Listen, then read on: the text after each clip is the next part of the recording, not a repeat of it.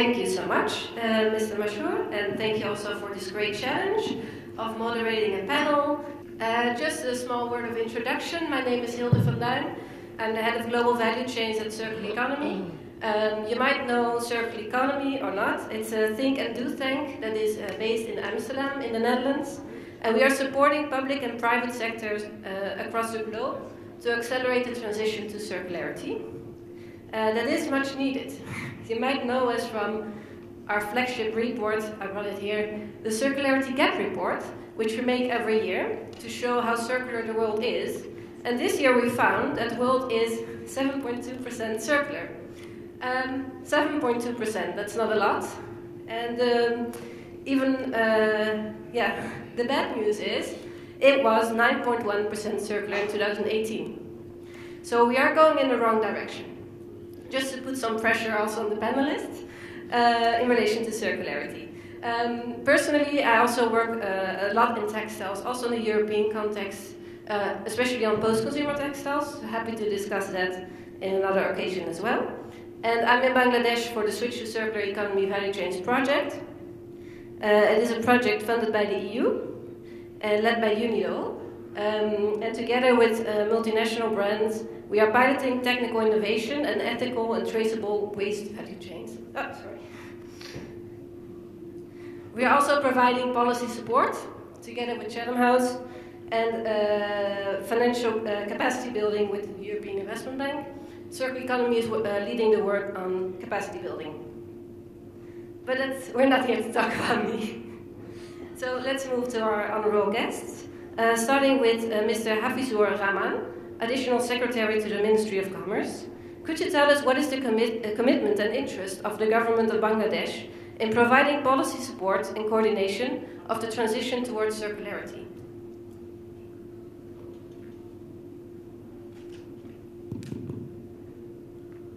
Thank you so much. First, let me thank for inviting me. Let me clarify a little that I am on preparatory leave for retirement, so I have completed my journey with the government and getting my preparation. As you asked me about the government policy issues, the government is fully committed to regulate, to frame the regulation for this circularity issue. As you heard that our colleagues from the Ministry of Foreign Affairs mentioned that Dhaka city is only moved with circular issues and this kind of talks. But if you see our policies and regulations that government has already framed, if you see the 8th five-year plan, the circular economy issues are there.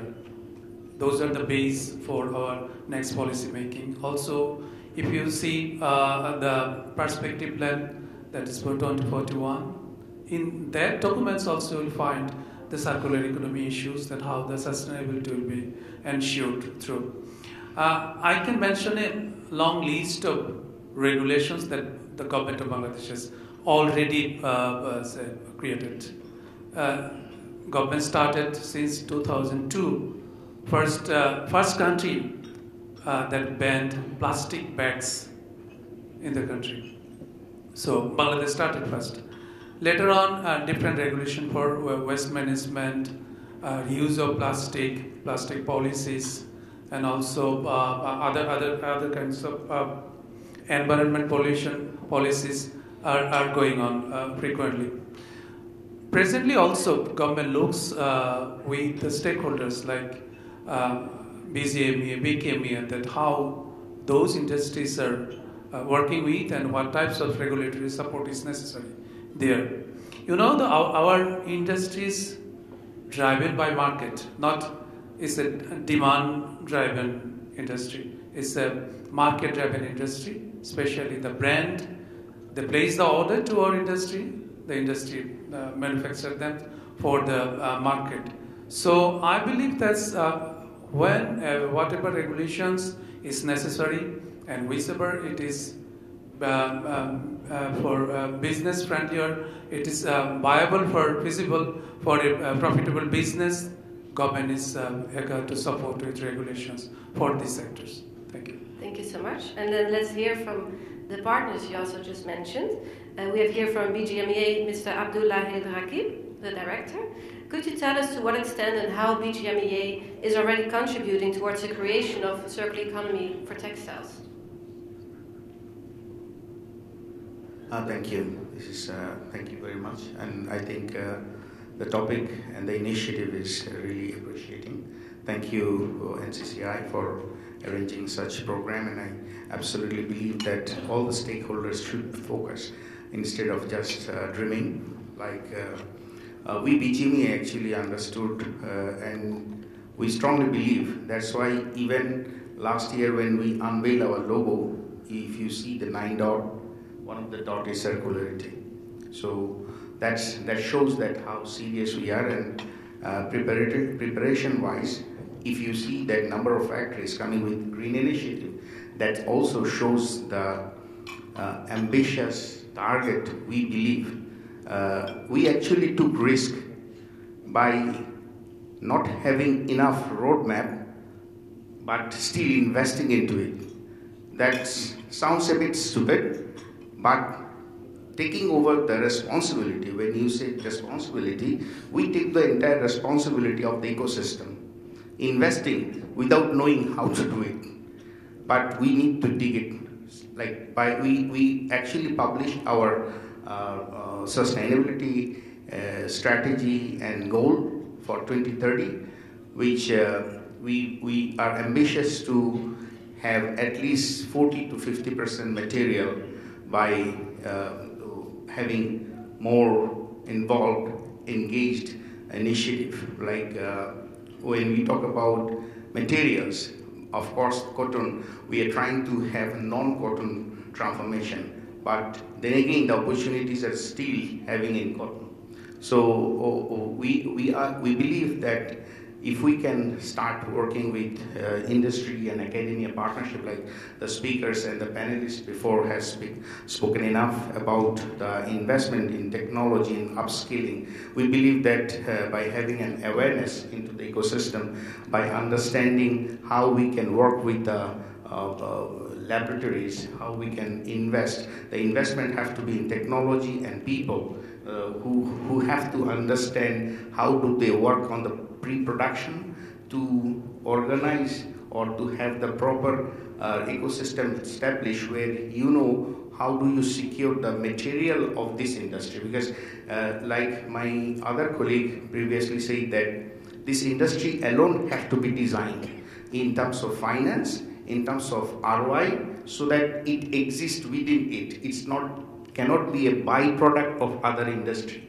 So all of us have to address that how much this investment needed, and a financial institution have to design separately, not just like one of the BKMEA colleague has spoken that we have to, our bankers are not being sincere, right?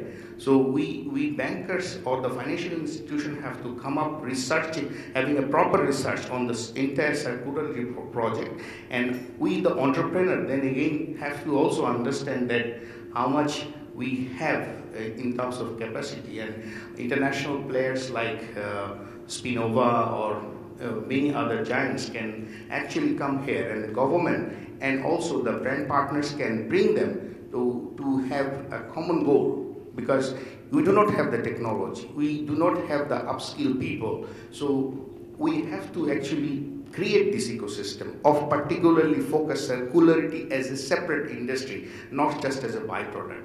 Thank you. Couldn't agree more. Thank you so much. Let's move to your colleague at BKMEA, Mr. Akhter Hossain Apurbo, Vice President. So how do you see the role of your members in the transition to circularity, and what would be the role of BKMEA in supporting them? Thank you very much. Very good afternoon, everyone. I'm very delighted to be here, invited by the Nordic Chamber of Commerce. Thanks. I would like to thank all. First of all, a lot of issues, a lot of points already discussed, so I don't want to go and repeat again. What actually our member can do.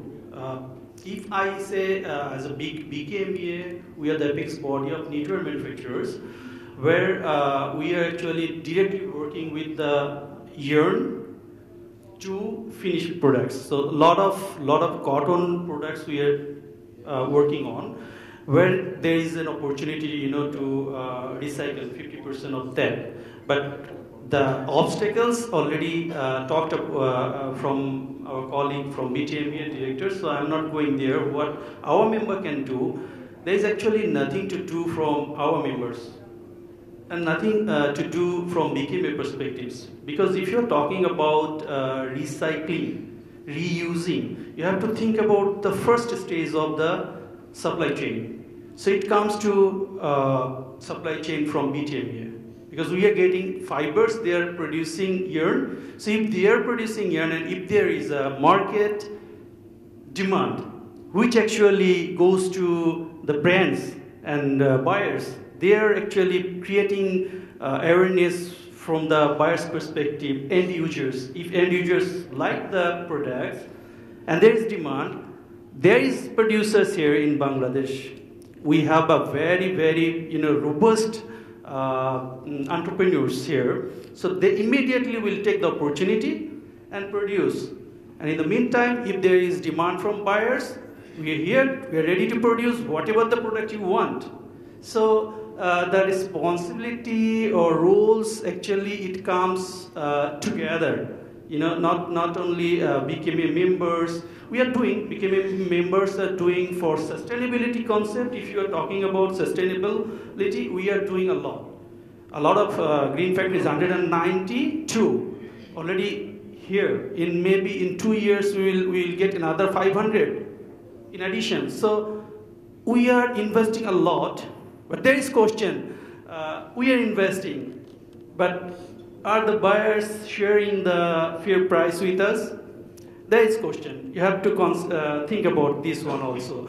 And last of all, I'm not taking more time. Another thing is there's two wastage concept here. One is pre-production, another is post-production. So pre-production wastage, if you're talking about this, been long time, 4 decades we have been facing this one. We had challenges, but we are collecting all the wastage, leftovers and other things informally. That one collected, recycled, and sold out. So we used to use this one for a long time. There is a little scope that we can only formalize this one. But if we will do formal sector, if you will create this one in formal sector, then you have to think about what will happen with the employment of a lot of people employed in that informal sector as well. And I'm going to finish this one now. And for the post-production, if you're thinking about, yes, this is the major concern now for the European buyers. And this is your concern. This is your concern because every year we are exporting billions of pieces of products to your market. After using, you cannot destroy this one. And these about 50% of that, there is a scope of you can do recycle. But you have to think, if you have to recycle this one, you have to work with the supplier side, with your own investment, with your marketing capacities to sell that product. And we are here to support you as well, always. Thank you very much. Thank you very much. Thank you also for bringing up the point on demand, and I think it's a great segue into our next panelist, Mr. Mumit Hasan, Head of Operations Bangladesh at Reverse Resources. So could you tell us, in short, what role Reverse Resources plays in the transition to circularity, and with whom you actually collaborate? Thanks so much, Hilde. So basically, thanks NCCI for having us here. So in regards to if you're talking about Reverse Resources, we are a software as a service platform. So primarily we look into the possibilities of tracing the textile waste from factories to different recyclers, and if we can make that transparent to all the stakeholders. So if you talk about the stakeholders that we're working with everyone who's related to it. So factories, recyclers, brands, and the waste handlers, everyone is connected to this value chain, and we're working with all of them. That was primarily the objective of Reverse Resources. But when we started working on this, we also found that the value chain or the reverse logistics or the reverse supply chain itself wasn't very much formal, as I think that has been addressed quite a few times already.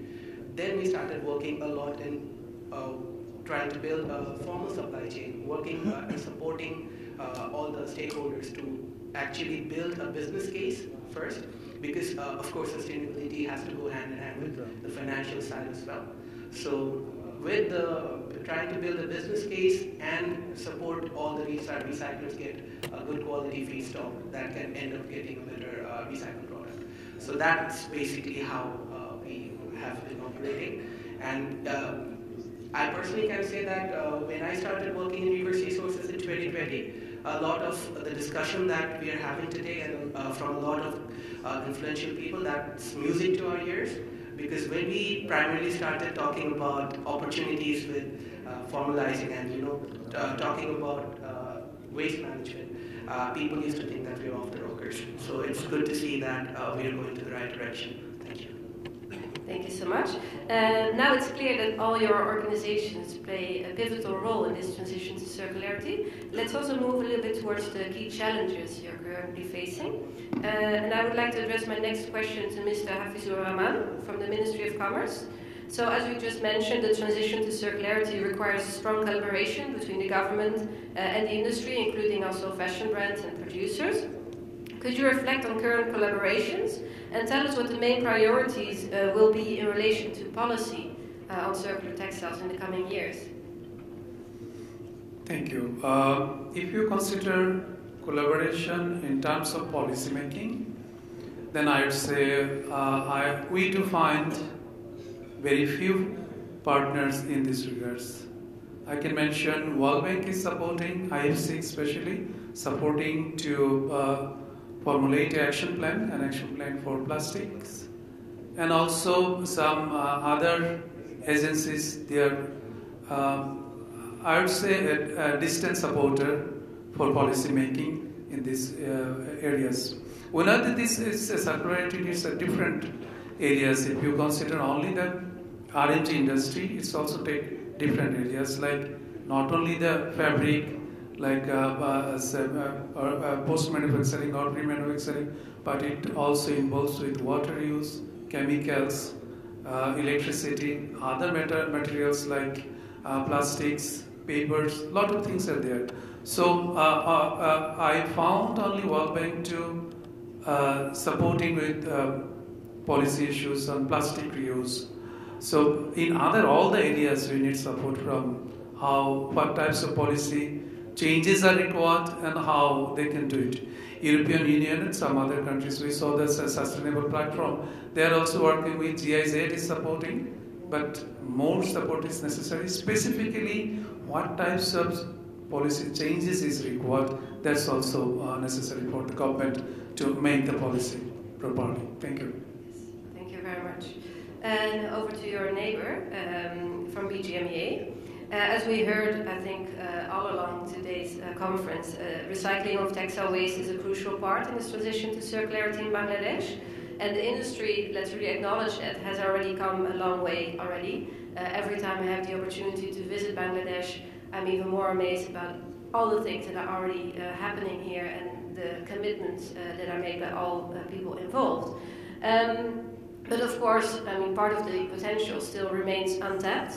How can recycling of waste further be incentivized, according to you? Well, of course, first of all, the sector is addressing it. The informal way is already happening. We see that the discussion happened that we should ban the export, which is over $200 million happened, even 2022. But then again, like our advisor said, that without having the capacity built, if you ban that, then again it is kind of another waste. So, of course, we have to have the policymakers to come up with incentive program that will extra. I would say that when you give some additional support to grow an industry as a separate integrated part of the pieces, so that it helps At this point of time, we do not have proper policies, incentive, neither the barriers. We cannot even move out wastage from EPZ.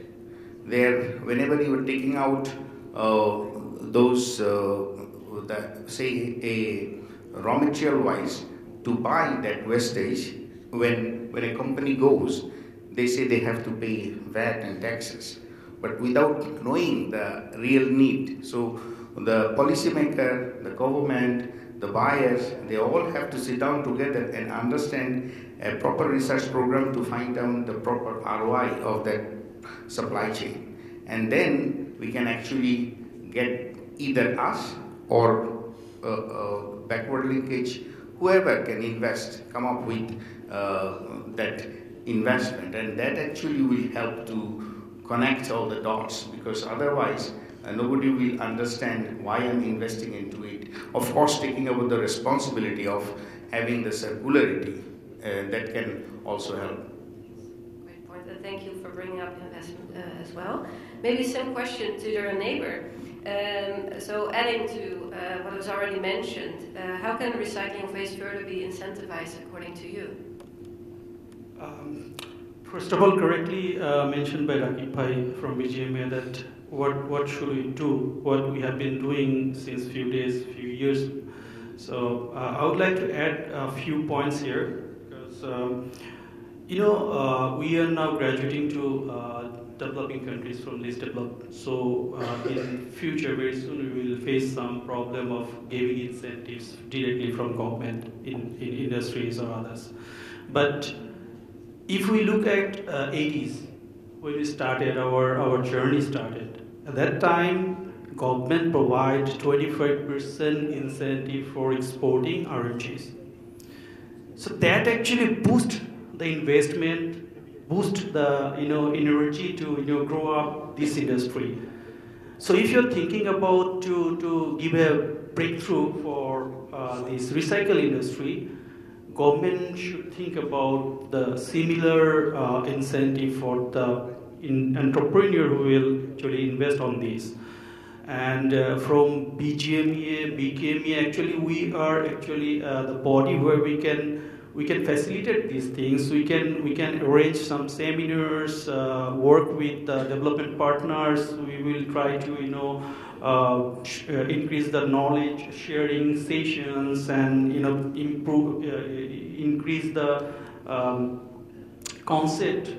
Spread the concept of sustainability with circularity. These issues we can work, and obviously the existing informal sector, I would like to say definitely for the informal sector existing now, if there is any initiatives taken by the government to bring it in the formal sector, then there will be a chance of huge chaos, because there is muscle mans behind all the collections of juice and other things. So government has to take very serious initiatives to bring it in a formal shape, not throwing them out from the channel.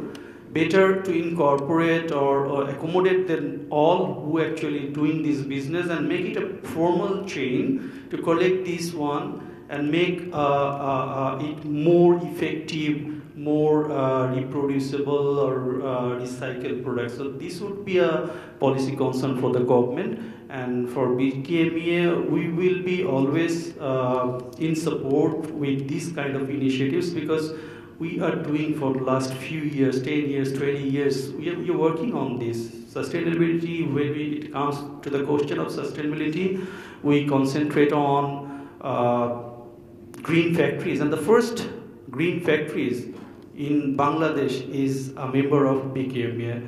So we are actually promoting this one. Now a lot of green factories here, we are on process also green factories, and also if you are thinking about dyeing, this dyeing sectors, actually the spinning, this is called the textile sectors actually. This belongs to knitwear industry, because we have the dyeing members. All the dyeing members, we are actually from BKMEA perspective. If you would have to be a member of BKMEA, you must have to have your own effluent treatment plant. Without this, you cannot be a member. So we are encouraging them to, make the wastewater efficient use of this, and also we are trying to, promote those industries who actually reduce their water use or energy uses through promoting green industries and other thing. And in that particular circularity issue, circularity fashion, if you're talking about, then obviously BKMEA is here with all the brands and development partners. Whatever we need, we will do together, but we must have to follow the entire supply chain. Don't break someone, give away, and try to go together. Let's try to go together. It will help the entire world to come in a circular economy. Thank you very much. Thank you so much. Building on what we already heard, Mumit, maybe same question to you. What is needed to further skill textile recycling? Thank you, Hilde. Basically, I think when we are talking about scalability, that's a very important point, because I think when we started, I think I'll again go to the example of the Circular Fashion Partnership first phase when we started the initiative. What we found was, of course, if you see from a perspective of a recycler, that this work starts from the recycling activity, but we have found the main valorization starts when the waste is actually segregated in a more responsible manner. And what we have found is by properly segregating the waste, the value of the waste itself can go much higher. So that's where actually the value chain starts. What we have, but when it comes to scalability, of course, I think we have all touched upon the compliance of the informal sector. That is definitely there. We also have to think about possibly building an ecosystem of recycler, because I believe in Bangladesh we have definitely different categories of materials. But in terms of recycling, maybe we are mainly focusing on mechanical, but there are other technologies as well which can be brought about to maybe, let's just say that if we all are looking for the cotton waste, what will happen to the blends? So the idea can be that we try to build an ecosystem that can help support filling the gaps of all the different categories of material that we are producing in this country. And of course, lastly and most importantly, an awareness has to be raised. In that case, maybe events like these are very important. But when there is an awareness, when there is support from policy, when there is actually an understanding and availability of enough recycling technologies, I think that definitely there is an ample opportunity of scalability. Yeah. Thank you so much. So from challenges and roles, let's move towards a little bit more future looking, so roadmaps and strategies. I'm not sure about time, but I guess we need to keep the answers short. Moving to first to you, Mr. Hafizur Rahman. So there's a lot of interest of national stakeholders, but also global development partners to contribute to the transition of circularity. Of course, including the project I'm part of myself, Switch to Circular Economy of Energy. So it looks like there's a lot of momentum, there's a lot of interest to contribute.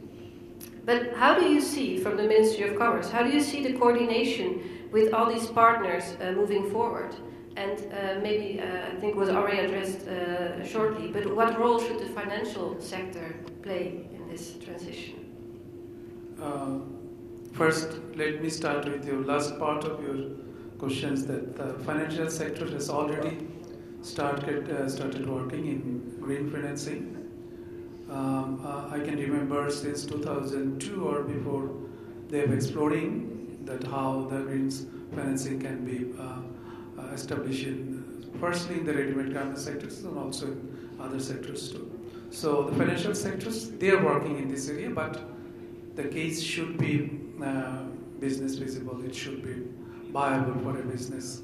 Then these institutes can finance in those areas is possible. The next part is that how we can move ahead with collaboration with other stakeholders.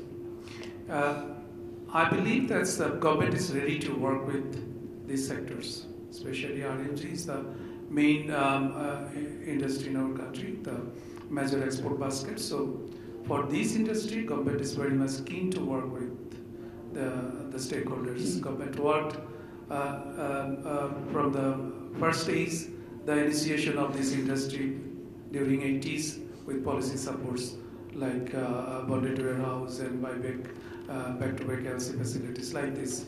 So later on also government provided incentives and other supports to this industry. Government is keen to do it, but the sectors, they need to come together to give a feasible proposal to the government that how they can proceed.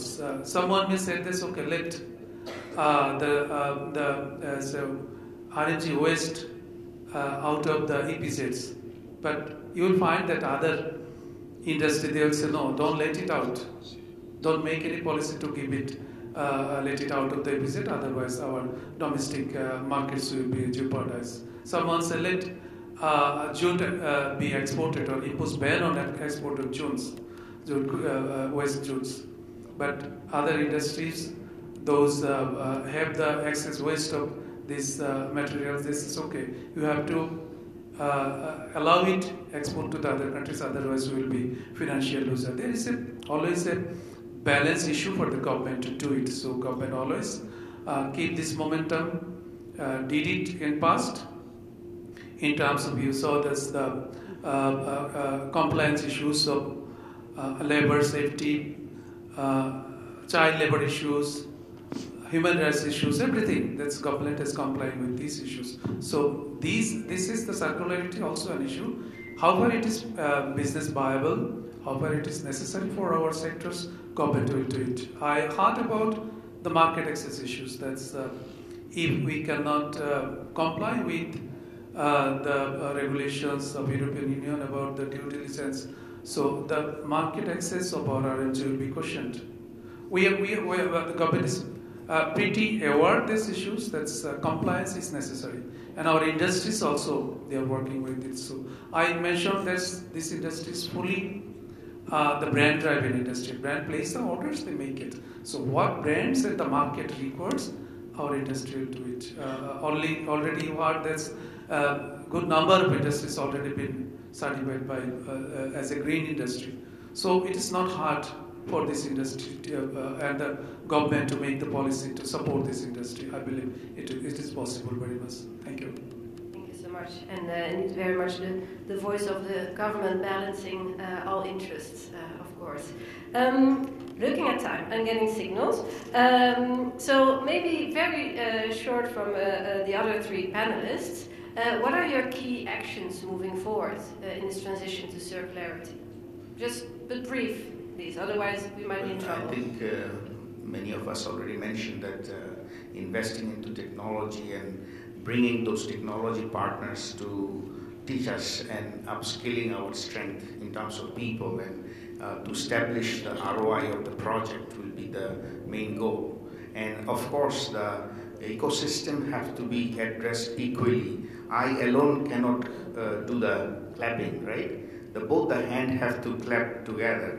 If my consumer partners do not believe in paying the cost of circularity and just say that we have to do it, that's not going to encourage us.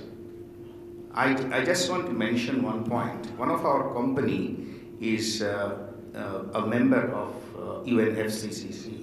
So last week in Munich, we were showcasing all those activities, and at least 10 brands came out with a wow expression and say we are going to write to our sourcing directors and they're going to immediately coming back. Trust me, till now nobody came back. And after second email, they say, oh, they will definitely talk to you. So this is how the responsibilities are. So from this platform, we all have to understand, I repeat, the cost of each of the portion. The industry itself have to be separately addressed. The circularity is a concept. It has to be transformed to a proper industry, and we have to have the ROI of that particular industry for many of us to invest, to encourage. Of course, the government can subsidize, government can initially do, say, help, and industry partners, but it has to be continuous, and sustainability will not come just from us and government. It has to be all in the ecosystem. Thank you. Thank you so much for this remark. Anything to add? It's the same, so I'm not going to repeat again, just I'm going to say one and only thing is collaboration and R&D. Collaboration with brands, buyers, the innovators, technologies, producers, and the local entrepreneurs. So there will be a collaboration among them, and we have to invest a lot on research and development. R&D is not only from the the European industries, European machinery suppliers. Not talking about them.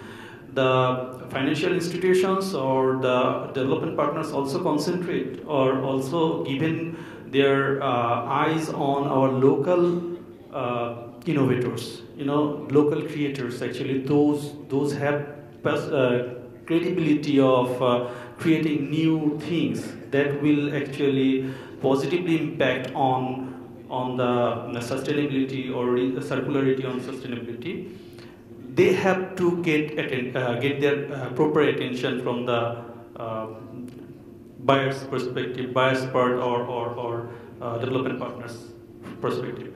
So this is the major way, and BKMEA also trying to accommodate this or find this kind of people to discuss, and we will try to preach with the financial institutions and this kind of people or institutions who are actually inventing new technologies locally. So it's actually help us to actually in every country the environment is different, the requirement is different. Maybe from, if you're thinking about European perspective, one machineries or technology that created in Europe, it will not fit in Bangladesh maybe, but the people who actually create this one based on the environment of Bangladesh, that will be more effective. So we would like to promote them, and there must be a responsibility from government side as well as the development partners to facilitate them. And we are from BKMEA also, we can play a facilitator or intermediate role here to bring them in a same platform. Thank you very much. That's great. Maybe same question to Mumit before we really round up. One word? Yeah, I'll really quickly round, don't worry. The thing is that I think from the reverse resources side, of course, our aim will always be trying to provide an ethical and transparent flow of feedstock for the recyclers and support the environment, play a facilitator role so that everyone can get the transparency of the waste sector. Along with it, we are also trying to build some functionalities on our platform that would identify the good actors. Let's just say if a factory is doing good segregation, a recycler, based on that, the good actors who are actually taking this effort, that they can be recognized, and those information can be provided to the brand partners. So I think, without taking further time, I think that's it from my side. Thank you. Thank you so much. Thank you to our panelists. And thank you so much to NCCI for the invitation to host this panel. I certainly learned a lot. As I mentioned, every time I travel to Bangladesh, I really learn a lot here. And personally, I very much look forward to contributing to all the points that you just mentioned through this project that I do, Switch to Circular Economy Value Chains, together with UNIDO, Chatham House and European Investment Bank, until end of 2025. So I hope I will be seeing you many times in the coming years. Thank you so much for your contributions, and thank you for your attention.